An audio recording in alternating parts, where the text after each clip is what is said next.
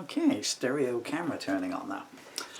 Hello camera 1, hello camera 2, right. Hello YouTube people, viewers, how you doing today?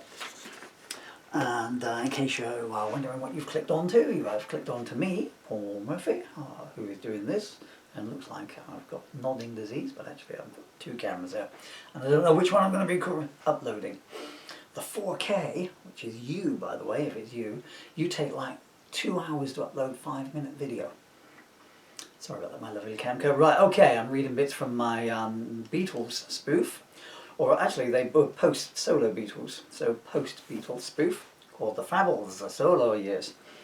And I'm going to go back just a little bit, so if you saw the previous video, I do apologise. I don't apologise, I hope you enjoyed it, because there's other bits on this. So, 21st of August, 1971, in the UK, Music Weekly Melody Maker publishes the first of a 3-part harmony interview with ex-Fabbles producer George Smarty. The interview is conducted by Dick William, the well-known instruction. Dick William, how did you first get involved with the Fabbles, George? George, it's an interesting story. DW, go on. I was running a record label, Parley Zone. We had no acts or any product, just a label. After about a year, I went to the powers that beat and said, look, we need to issue some records. Gosh, this book's heavy when you've got motor neuron disease. And this is a very lovely label, and I want to put it on something. Can't you put it on the wall, they replied. Making records costs money. So does my salary, I replied. Salary, they said? They didn't realise they were paying me. Get some records made immediately, they ordered. But no music. That cost money. So I had to record voices. That's why we were known as Parley Zone.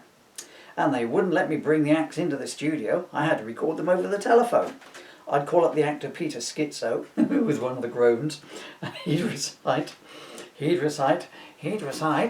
page, sound effects, four suits come along, turn the page boys. He'd recite a load of satire in all sorts of voices down the blower, and I would record it. You can see why, in the industry, we were known as parsimonious phone records. Actually, some of the records I made with Schizo still hold up today. There's a couple of LPs over there holding up that wobbly table. Anyway, I did these records for a few years, some of them quite groundbreaking for their time. Bernard Clubbins talks the hits of the Bible. Arthur Mannering recites the speeches of Winston Churchill from his garden shed. Percy Warbler imitates the Great British Dustbin. Nothing had been seen or heard in Britain up till that point, and even after it. Eventually, the powers that be troops started to take notice and said to me, George, what the fuck are you doing? They insisted I record some pop music or shoot myself. It was very old school. Purely by chance, the day I was polishing my gun, this young fellow wandered in off the street. Is this Spanky's Hardcore S&M Club and Sandwich Bar? He asked me. No, I said, because it wasn't. You want the dungeon next door. Just ring on the bullwhip and they'll be up as soon as they can. The sign on the door says they've gone to lunch. Can I hang around here for a while? No, the sign says they've gone to Lynch. Stay here for a while and then you can hang around, I told him. He asked me what I did and I said I was a record producer, mainly spoken word pieces, but I was in the market for a pop group, but there were none down the market, so I was going for the second option. He said, but I manage a pop group. They're all teenage boys and they dress in leather. I'll bet they are and do, I thought to myself. Tell me more, I said, turning on the tape machine in case I could got anything incriminating that I could use in lieu of a Christmas bonus. I run a record shop in Liverpool, he said. Siemens Enterprises, perhaps you've heard of it. Where did you come up with the name? I asked, but he didn't answer. I'm glad to say. Where did I get to? I have this great band of boys and they're going to be bigger than Elvis, although only just, especially when the burgers kick in. Would you like to come up to Liverpool and hear them play? I explained that my passport was out of date, but if theirs was valid, they could come down to London and I would have auditioned them. So down they came and they auditioned.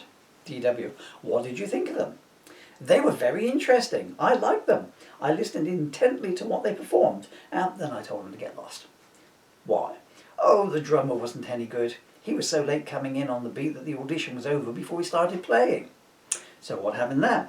Well, the manager begged me to give them a second chance. And did you? Yes, I said they could pay the studio. But Mr. Nepotism insisted I give them a second chance at an audition. I was doubtful, but Jim gave me a piece of paper with 2 + 2 = 4 written on it. I hope we've passed the addition, he smiled. I liked their humour, so I gave them another date. But I said they needed a new drummer or they'd get nowhere. They broke it to Pete gently by throwing him out of the van halfway up the motorway home. How did they fare the second time with Bongo on drums? Superb! They were even funnier. I was known for making comedy records, so I never turned the tape on when they were being funny, but I got to hear it, so that's good. How did you feel about them having their own material? Oh, it was great. Very soft. My wife made a nice piece of curtains out of some of it. And they performed their own songs for you. They did, about 20 of them, songs that they never ever played again. I was known for making music records, so I never turned the tape on, but I got to hear them all, so that's good. And at the end I gave them a recording contract. Were they pleased? Not really, I gave them Cleft Richard. Look at what you could have had if you'd sung How Do You Do What You Do To Me Without a Lubricant, like I asked them to. I said to them. But I threw myself off of that line completely, didn't I? But Mr. Nepotism stepped in and said they would record it if I gave them their own recording contract, and as I liked them so much, I did. We gave them a good deal too, 1/4 farthing per record after the first million. And you let them record one of their own songs as their first single. Yes, it was a song that Paul had written mainly, Love Me Doo-Doo. Some people said it was crap. But it was a unique sound with Jim playing harmonica. Lovely girl, worked in the canteen. Very happy to find out how long Jim could hold his breath for, she was. And Jim wrote the follow-up. That's right, a song about his love of peas. I can still hear him singing it. Now you've got to watch out with the Northern Song copywriters, so you know which song I'm spoofing, but anyway, so I'm not even going to go near the melody line on it. Last night, oh, you baked me a pie, girl, with some chips that you had fried, girl. But peas please me, oh yeah, and baked beans too.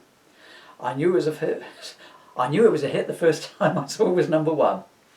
This interview is read in New York by Jim, who gets upset about it and writes an angry response, which is published in the next issue, angrily. Man, I need to take a break, get some oxygen in me. Bye for now. Thank you for your time. Here's the usual thing of me staring at a camera and you looking at my armpit as I turn the camera off.